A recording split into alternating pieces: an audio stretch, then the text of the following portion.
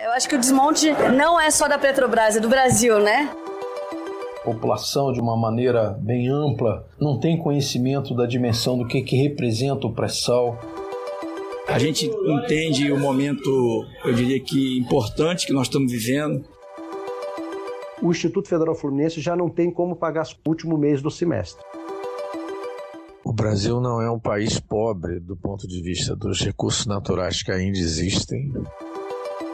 O governo Bolsonaro, ele não só é complexo na questão da educação, como também em todas as áreas.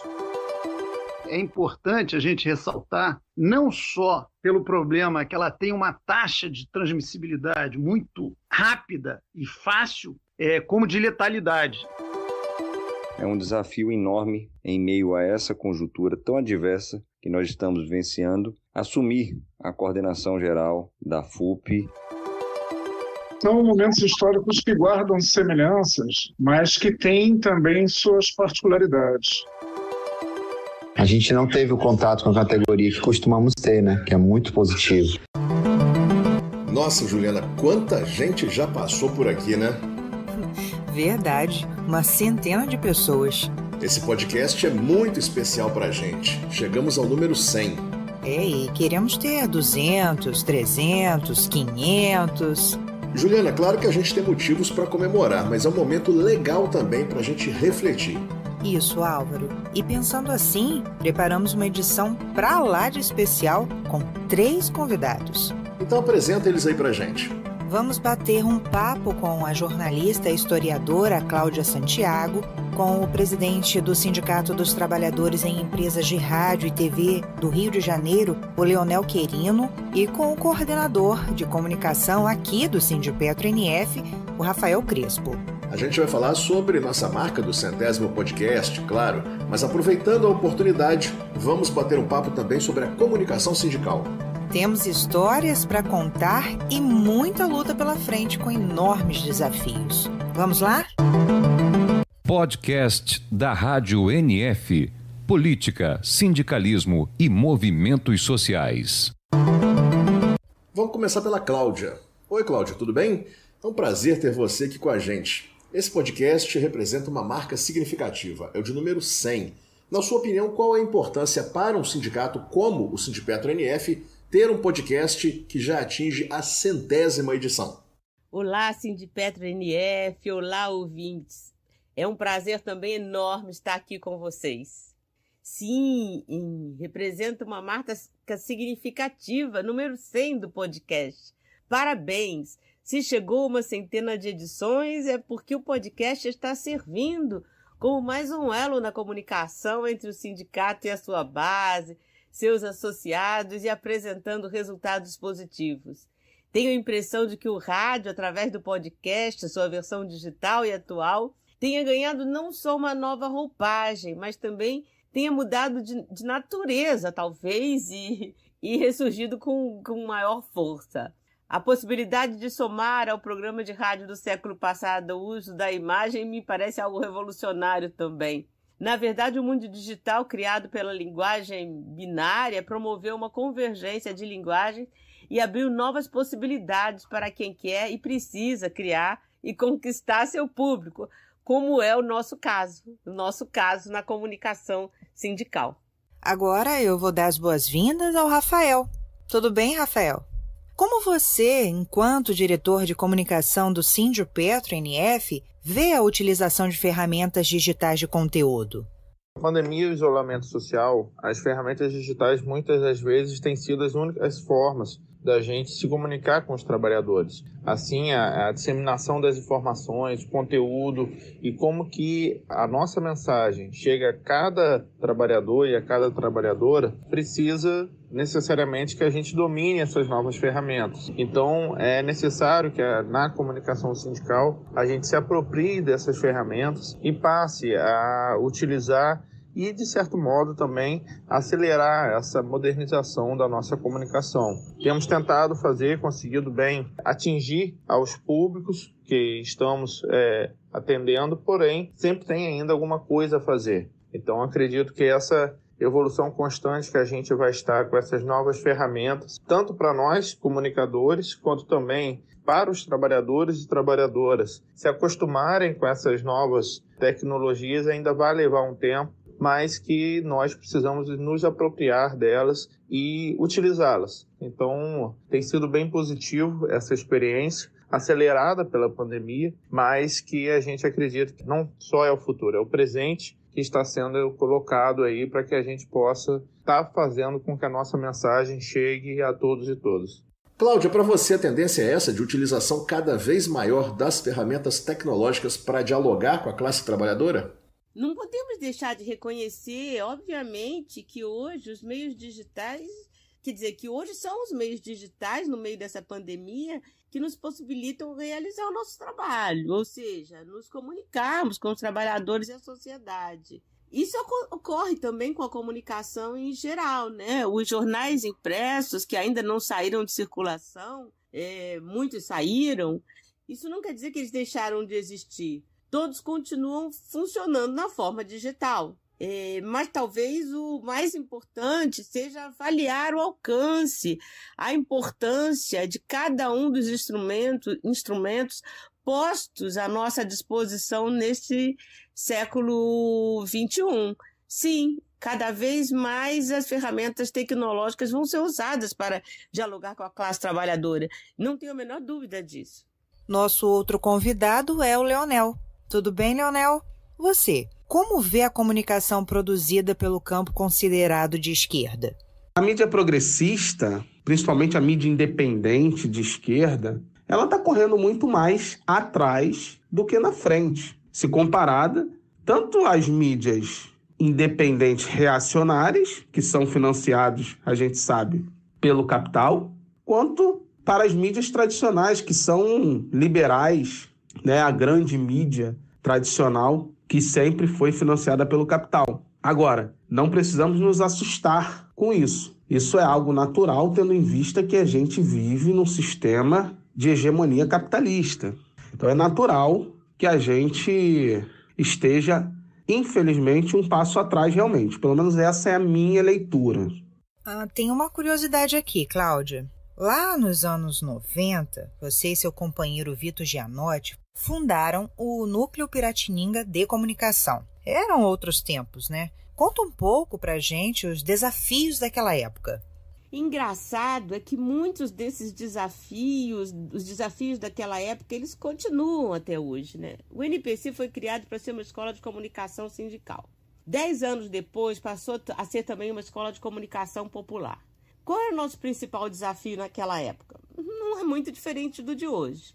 Era levar o debate sobre comunicação e disputas de ideia na sociedade para dentro dos sindicatos, para que os sindicatos se dispusessem cada vez mais a investir em comunicação. Dizíamos naquela época, e continuamos dizendo, devemos nos comunicar com todos os meios. Assim, o NPC formou muita gente no debate teórico, investimos pesadamente em mudar a cara pesada dos jornais, em construir uma linguagem que fosse compreendida e apreciada pelos leitores e leitoras.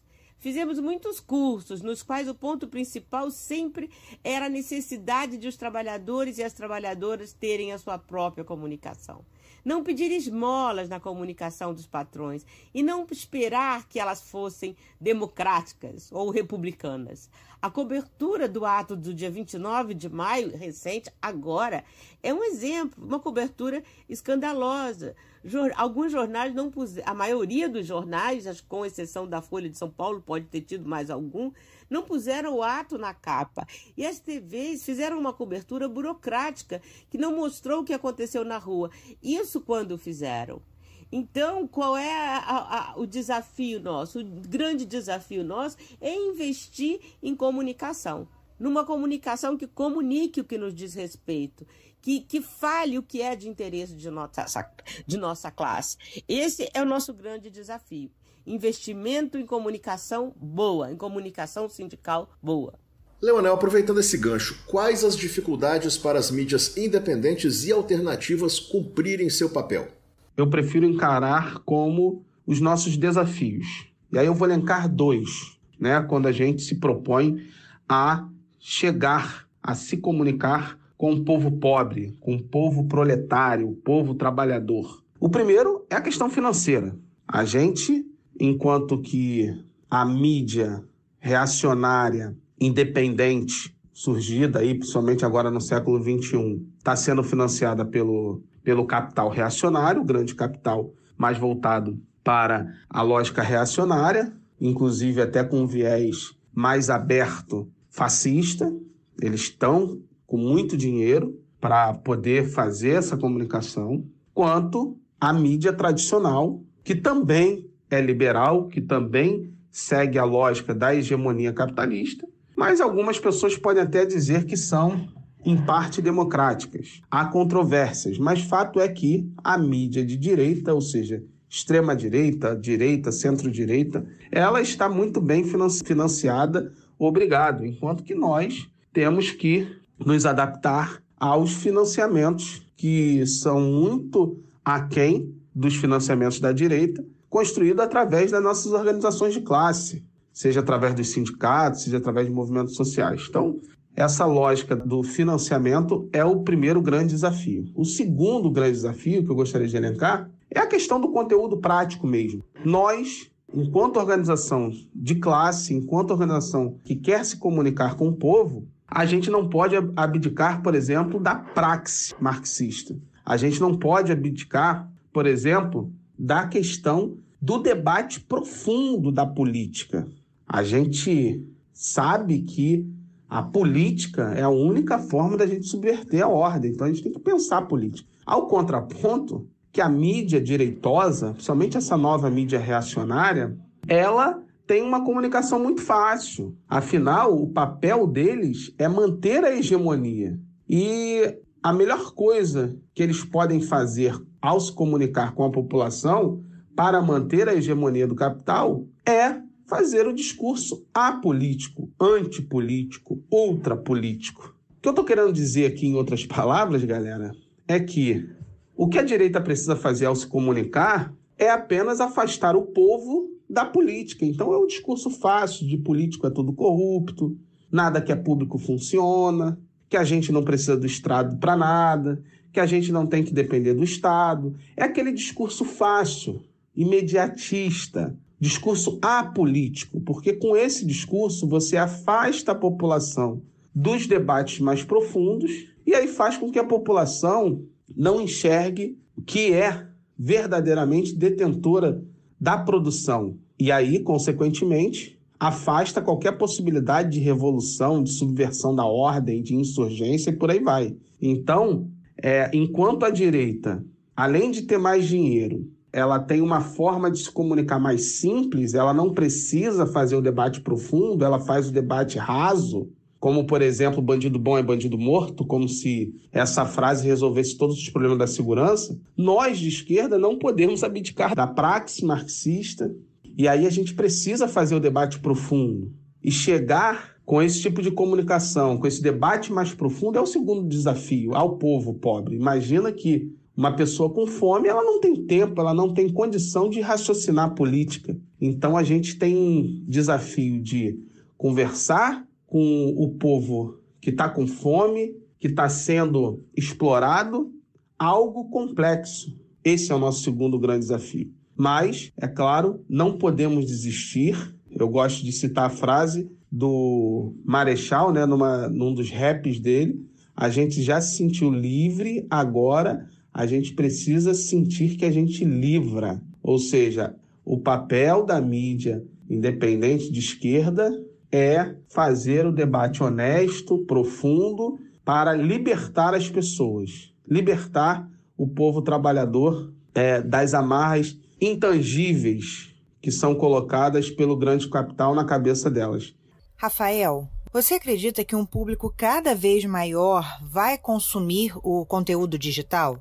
Essa é a tendência. A tendência é que até aqueles públicos mais tradicionais, aquelas pessoas que não tinham costume ou até uma certa aversão ao digital, ao virtual, seja forçado a se adaptar a essa nova realidade, onde tudo é para ontem, tudo é feito no celular, no computador, e assim a gente vai tendo um aumento nesse público. mas o nosso desafio sempre vai ser também não esquecer do tradicional. A gente precisa trazer essas novas tecnologias para a nossa realidade, mas não necessariamente significa abandonar as formas tradicionais de comunicação. Mas um público cada vez maior vai estar consumindo e diminuindo a demanda pelos meios tradicionais de publicação, como no caso aqui do sindicato, é o nosso boletim impresso, e assim a gente vai estar diminuindo provavelmente a tiragem, porque mais e mais pessoas vão estar consumindo pelos meios digitais as nossas matérias, os nossos conteúdos. Queria a opinião da Cláudia em relação ao seguinte: você considera que a gente passou por uma verdadeira revolução tecnológica nas últimas décadas? Sim, considero que a gente passou por uma verdadeira revolução tecnológica de lá para cá, desde que o Núcleo Piratininga foi criado para cá, sem dúvida. Eu participei de tudo, ou quase tudo. O primeiro boletim eletrônico sindical, eu tenho a impressão que foi o boletim que eu criei na CUT-RJ. Ele se chamava Rápido. Foi por volta de 92, 93, 94, não passa disso. O acesso à internet naquela época era para poucos, né? O boletim só chegava nos sindicatos por fax, por um serviço da Embratel e depois por e-mail. Para a gente ter uma comparação, o Facebook, nós estamos falando de 94, o Facebook nasceu em 2004, né? Hoje as grandes empresas, então mudou tudo. Hoje as grandes empresas de tecnologia, como Facebook, Apple, Amazon, Netflix, Google, Microsoft, se tornaram empresas superpoderosas, empresas tecnológicas poderosas de produção também de conteúdo. Então, não só de recolher os dados, mas como devolver esses dados através de produtos nas suas plataformas. Então, sem dúvida, passamos por uma revolução tecnológica. Leonel, como que você julga o poder de alcance da imprensa sindical? A mídia sindical, das duas uma. Ou ela está falando para a bolha dos próprios sindicalistas, infelizmente, ou ela está falando para os sócios e a categoria ao qual o sindicato representa, porém numa lógica economicista e imediatista. Vou explicar isso melhor. Infelizmente, a mídia sindical, quando faz o debate político, faz apenas entre os próprios sindicalistas ali. Não é que a gente faça isso apenas para os sindicalistas, mas a gente só atrai, infelizmente, nós mesmos, né? A gente está falando para dentro da mesma bolha. Às vezes que a gente foge dessa bolha é quando a gente está discutindo algum acordo coletivo de trabalho ou algum plano de carreiras, plano de remuneração, coisas que atingem diretamente aquela determinada categoria de maneira imediatista. E aí, infelizmente, acontece de quando a gente tenta fazer o debate político mais profundo, aproveitar o debate imediatista, economicista, como alavanca para puxar o debate político, para tentar libertar, para tentar angariar consciência de classe dentro da categoria, a gente acaba sendo rechaçado pelos próprios companheiros e companheiras, colegas de profissão, ou seja, da nossa própria categoria. Sem querer ser pessimista, né? Como ela está hoje, a mídia sindical, ela não tem grande influência, ela não está conseguindo cumprir um papel e pelo menos alcançar um objetivo fundamental, que é fomentar a consciência de classe. Rafael, como o Sindipetro-NF avalia a eficácia da tecnologia para fazer sua mensagem chegar até os trabalhadores?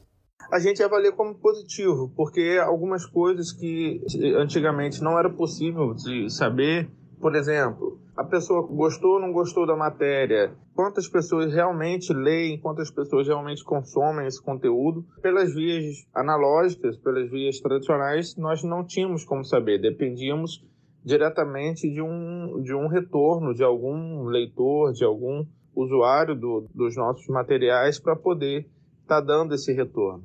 Com as novas tecnologias, a gente consegue ter um retorno mais rápido sobre quais são as temáticas mais importantes, quais são os assuntos que realmente fazem com que a categoria participe, se engaje, e assim a gente consegue avaliar melhor a eficácia dessa tecnologia.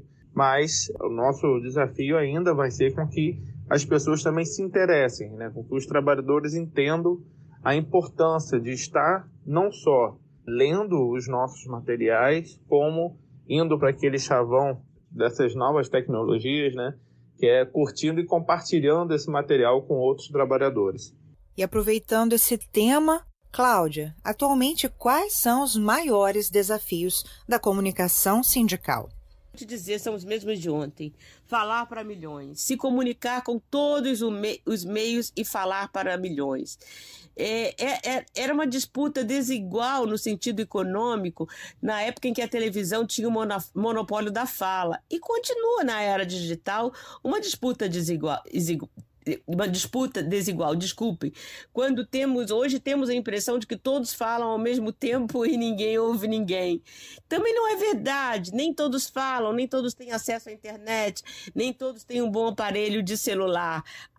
As aulas em casa mostram o desastre que é a situação das crianças. Outro dia, dando uma aula, eu falei aula para professores, eu falei com os computadores dos alunos, eles riram quando falou, Manoel, os alunos não têm aula em computador, eles têm aula emprestada no celular da mãe. Então, o alcance da comunicação sindical dos sindicatos precisa ser bem avaliado, e eu acho que o desafio é o mesmo. Entendo que a resposta a essa questão tem duas dimensões. Vamos lá, vamos começar pelo início. O Jornal do Sindicato tinha que ser produzido com conteúdo que criasse expectativa e interesse na categoria. Sempre foi necessário pensar e repensar a imprensa sindical. A qualidade e o sucesso da comunicação sempre dependeu e continuará assim, da criatividade, do espírito crítico e autocrítico, do empenho e, principalmente, da proposta política da diretoria da entidade. Se é uma proposta política conservadora ou uma proposta política transformadora. Então vamos lá, o jornal era entregue na porta de fábrica por sindicalistas que eram ou são conscientes da importância da imprensa sindical e do contato com a base. A mesma coisa hoje se dá com a comunicação sindical. O sindicalista tem que participar da comunicação digital do que é produzida pelo seu sindicato. Não pode ser produzida e ele não tomar conhecimento. Não, ele tem que ouvir o podcast, ele tem que participar das redes sociais, curtir, compartilhar. Sem dúvida, talvez ainda mais o espírito crítico, consciência da necessidade fundamental, vital da comunicação vital da comunicação dos sindicatos com os representados é muito importante. Agora, é necessário, já falei assim, me repito, é necessário não só conhecer, mas sobretudo entender os meios, os veículos e instrumentos disponíveis, suas propriedades, a natureza de sua linguagem, suas potencialidades e limitações. A partir disso, e conhecendo o perfil dos trabalhadores que formam a base do sindicato, é que podemos abrir um caminho, lançar pontes para estabelecer uma comunicação sólida entre o sindicato e a categoria. E o NPC está fazendo isso, exatamente isso hoje. Hoje estamos trabalhando nisso no NPC. Estamos realizando uma pesquisa abrangendo o universo sindical do Rio de Janeiro, vocês já foram entrevistados, investigando o que estão fazendo as principais entidades sindicais em termos de comunicação, levando em conta o contexto da pandemia e a preponderância da comunicação digital. Estamos vendo cada rede social que é usada, estudada, explorada, sondada. Estudamos o que os sindicatos estão produzindo e onde estão veiculando. E o que a gente descobriu com essa pesquisa, que está já na fase de revisão, a pesquisa já foi concluída, faltando 2, 3 sindicatos. Percebemos que realmente a fila está andando. A comunicação sindical através das redes sociais definitivamente suplantou a antiga imprensa sindical. Hoje temos uma nova comunicação sindical. Leonel, qual foi o impacto das transformações no mundo do trabalho na comunicação sindical? No que tange à transformação do mundo do trabalho na evolução tecnológica da comunicação, estou falando aqui das mídias sociais, na comunicação através da internet, quase todo proletário tem uma condição de ter um smartphone na mão e se comunicar, a gente tem uma ferramenta para chegar no trabalhador. É claro que a gente não pode abdicar do jornalzinho na porta da fábrica, porque esse trabalhador também é importante, mas para a gente chegar no camarada que agora está em home office ou no camarada que não tem carteira assinada, vale essa ferramenta. Porém, a gente sabe que esse camarada está sendo bombardeado por fake news e por propaganda apolítica o tempo todo. Não só nas propagandas de política diretamente, mas nas propagandas consumistas de maneira geral. A lógica hegemônica capitalista, ela sempre vai atrair ali o proletário a se resignar diante da exploração. Sempre vai fazer com que o trabalhador se afaste de qualquer movimento coletivo de transformação da sociedade. E aí entra o nosso desafio. Em relação a essa coisa do trabalhador agora se achar empreendedor, isso também tem a ver com a transformação do mundo do trabalho, isso aí só é mais uma forma, mais uma narrativa capitalista para tentar fazer o trabalhador se resignar. Então a gente precisa dizer para esse trabalhador que ele não é empreendedor porque ele não tem os meios de produção. Quando ele aluga uma bicicleta de uma grande empresa e se conecta através de um aplicativo de uma grande empresa, ele não é empreendedor de porcaria nenhuma. Ele continua vendendo a sua mão de obra, aliás, cada vez mais barata, sua força de trabalho para sobreviver. E aí, ele enxergar isso é o que a gente chama de consciência de classe. Trabalhador, nossos co-irmãos trabalhadores, enxergarem qual o lugar deles no mundo. A transformação do mundo do trabalho trouxe muito mais desafios para a nossa comunicação sindical do que ferramentas para a gente chegar. Agora, mais uma vez, para que eu não seja pessimista, para que haja esperança na nossa comunicação. Uma das coisas que dá certo enquanto comunicação sindical, dentro da disputa de narrativa com a direita, é a gente ouvir os reacionários. Fica aí uma sugestão de esperança. É isso mesmo que eu estou dizendo. Eu estou sugerindo aqui que, conforme Sun Tzu em Arte da Guerra nos recomendou, né, eu diria que a gente precisa conhecer melhor nossos inimigos. Então, do mesmo jeito que eles pegam várias pautas nossas, pautas dignas e justas, e transformam, por exemplo, agora eles têm a pauta anti-establishment, né? Virou moda entre os direitosos dizer que eles são anti-establishment. Isso a gente já fala há muito tempo, e o establishment que a gente sempre existiu, sempre não, mas pelo menos da Revolução Industrial para cá, é o establishment da burguesia, onde impera a plutocracia, uma falsa democracia, mas na verdade quem manda é quem tem o poder do capital. O que eu estou querendo dizer é que do mesmo jeito que eles escutam o nosso discurso para vencer a gente na nossa narrativa, com o nosso próprio discurso, a gente tem que fazer o mesmo com eles, com os reaça. A gente tem que escutar mais os reaças para a gente poder desmontá-los, né? Para a gente poder desconstruir aqueles discursos, né, falaciosos, fake news e por aí vai. Muita gente vira as costas para o discurso, tapa os ouvidos para o esbravejamento fascista, reacionário. Eu sou contrário a essa ideia, eu acho que a gente deve escutar sim, para a gente poder confrontá-los. Então fica aí o meu último voto de esperança, e no sentido da gente parar de correr atrás e correr na frente quanto à nossa comunicação. Cláudia, e como fazer para que a comunicação com viés sindical e de esquerda chegue a cada vez mais pessoas? Olha só, primeiramente a gente tem que entender que jornalismo custa caro. É preciso investir, fazer jornalismo de qualidade, como vocês fazem com esse podcast, essa nova forma de fazer rádio. Tem tudo para dar certo. Nosso povo gosta muito de rádio.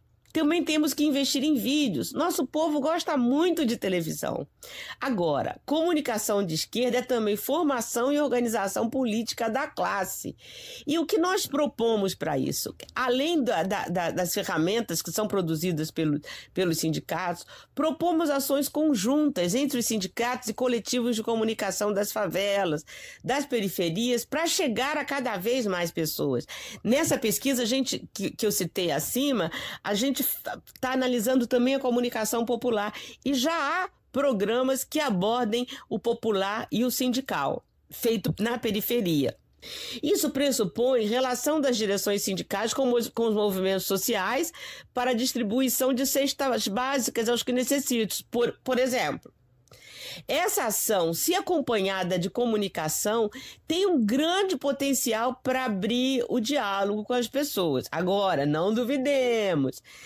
Ter uma ideia, nas periferias e em muitos cantos, há muita gente que gosta de receber um panfleto, jornal. Não sei se vocês sabem, mas nas favelas, onde há comunicação popular, os jornais continuaram a ser impressos. Mesmo que muitos coletivos tenham nascido a partir de experiência nas redes sociais, e mesmo que estejamos vivendo uma pandemia, os jornais impressos continuam circulando. E podemos dar o exemplo da favela, o Complexo do Alemão, o conjunto de favelas da Maré, a Rocinha e outras experiências de jornais impressos que continuaram. E, claro, além disso, temos que ter ações conjuntas nas rádios comunitárias que continuam a ser comunitárias, nas TVs comunitárias. É um conjunto de coisas que se deve fazer para chegar a cada vez mais pessoas. Rafael, estamos chegando ao podcast de número 100. É uma marca significativa, né?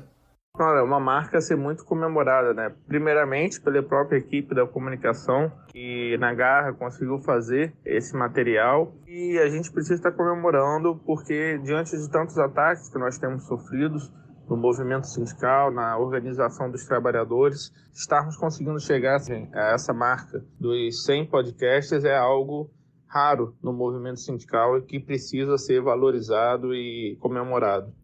Cláudia, dentro desse mesmo contexto, é possível, com o avanço da internet, das redes sociais e de novas ferramentas, como o podcast, por exemplo, brigar com a grande mídia de igual para igual? Então, brigar com a Globo, a Record, o SBT, as grandes empresas de tecnologia, Facebook, Apple, Amazon, Netflix, Google, Microsoft, como já citei aqui, de igual para igual, acho difícil. A nossa força não está em termos os mesmos recursos, isso nós não temos. Vai depender muito de uma atuação organizada em uma rede de sindicatos e movimentos sociais.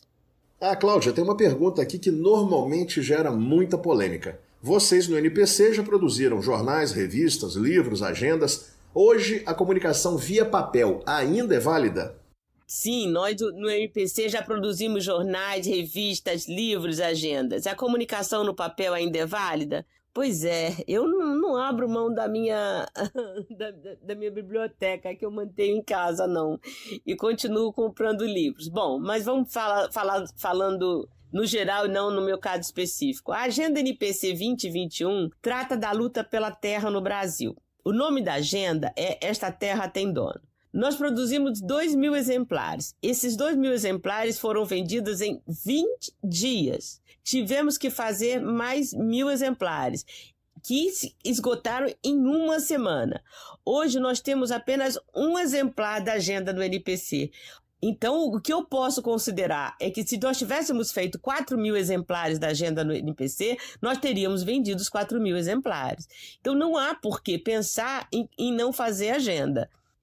A tiragem de livros, por exemplo, que a gente também faz livros. Ano passado nós editamos vários livros. Agora acabamos de editar o nosso primeiro livro infanto-juvenil, que conta a história de uma abelhinha ecológica, que faz a Revolução das Flores, junto com um menino, que vai ser lançado no dia 7. O nome do livro é O Mel Mais Doce do Mundo, da Raquel Júnior. Nós continuamos fazendo, investimos num livro infanto-juvenil. Esperamos que venda toda a tiragem. vai ser lançado ainda, mas já começou a venda. Antes do lançamento já começamos a vender. Em seguida nós vamos lançar um sobre o movimento quilombola no Maranhão. Se a gente está fazendo livro, e se não só nós, as editoras estão fazendo livro, o problema está na concentração da venda de livros, nas pequenas livrarias. Os livros são vendidos pelos monopólios da internet. Então, a gente vai continuar fazendo livro impresso, sim. Obviamente que não dá para vender só livro no papel, tem que ter a versão digital também, mas ambos vendem. No NPC nós não temos em encalhe. E os jornais, o NPC não fazia jornais especificamente. O nosso jornal sempre foi um jornal eletrônico. Nosso boletim, que criado há 14 anos, se eu não me engano, teria que ver especificamente, o boletim NPC, ele sempre circulou por e-mail. Ele já nasceu na era da internet. E continua. Nós nunca produzimos no papel e chegamos aonde chegamos. É um boletim de longa duração que circula pela internet. Que mais? Quanto aos jornais sindicais, eu espero sinceramente que depois da pandemia eles voltem com muita força. Com formato e linguagem adequados para a época, é ótimo. Mas o jornal sindical significa o dirigente sindical em contato com a sua base. Então, para o jornal sindical voltar com muita força, é porque tem muita gente disposta a distribuir. Eu me arrisco a dizer que a crise do jornal sindical não foi a falta de leitores, não, mas de distribuidores. Como é que o sindicalista vai conversar com os trabalhadores sem ter um papel na mão explicando o assunto? E, obviamente, que nesse papel vai estar em letras muito grandes a divulgação do site do sindicato, das redes sociais, do podcast, do YouTube, dos vídeos, né? Então, assim, temos que investir em todas as frentes. Todas as frentes. O jornal não substitui o podcast, nem o podcast substitui o vídeo não substitui as faixas e cartazes, que por sua vez não substituem os broches e as camisetas. Nada disso substitui a pichação, ou vice-versa. Tudo isso é complementar. Tenho visto o aumento de outdoor nas ruas, de cartazes nas ruas, o que tem me deixado muito feliz. São ferramentas de lutas na comunicação eterna. Deixa eu explorar a Cláudia aqui mais um pouquinho. A gente, infelizmente, vive uma onda reacionária e fascista. Como, do lado de cá, da trincheira, é possível brigar contra isso tudo e essa enxurrada de fake news? Nós não temos a mesma quantidade de dinheiro, nós temos caráter, nós não inventamos mentiras, nós não acabamos com reputações. Então, do lado de cá, é possível brigar contra essa onda reacionária e essa enxurrada de fake news. Sim, é preciso sim. Brigar de igual para igual do ponto de vista dos recursos, não dá. Mas dá para fazer um bom trabalho. Vou citar um exemplo. O caso da Associação dos Docentes da Unirio. O jornalista Bruno Marinoni nos contou o sucesso do canal da Unirio no YouTube.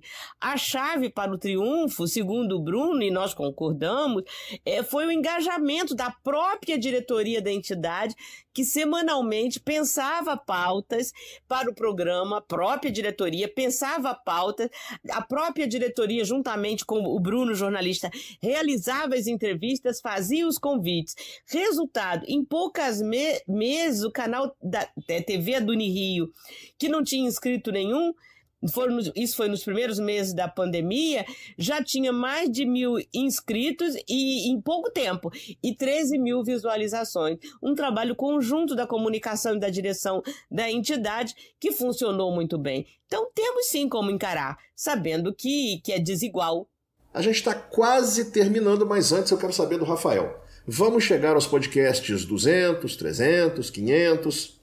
Com certeza, vamos chegar a muito mais do que 300 e podemos até aqui também pegar um gancho com o nosso próprio jornal Nascente, né? Tenho certeza que aqueles dirigentes e os comunicadores, os profissionais que estavam aqui na edição número 1 do Nascente, também se perguntavam, né? E aí, vamos chegar aos 100? Vamos chegar aos 300? E hoje estamos aí no Nascente número 1190. Então, com certeza é uma marca a ser não só atingida de 200, 300, mas de irmos aí futuramente, quando olharmos para trás, aí chegando nesse número mais de 1.000 de podcast, se Deus quiser. Estamos chegando ao final desse podcast. Leonel, muito obrigada pela sua participação.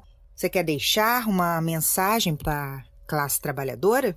Sou radialista, estou presidente do meu sindicato, tenho canal no YouTube, canal Você de Esquerda e Não Sabe. Procuro, através de uma comunicação progressista, chegar ao trabalhador e chegar à trabalhadora para que juntos possamos nos libertar das amarras da opressão, da exploração do homem pelo homem. Então é um prazer falar com todos vocês aí. Grande abraço. Cláudia, te agradecendo imensamente mais uma vez a participação. A gente queria que você também deixasse uma mensagem para a classe trabalhadora. Trabalhadoras e trabalhadores do mundo, univos!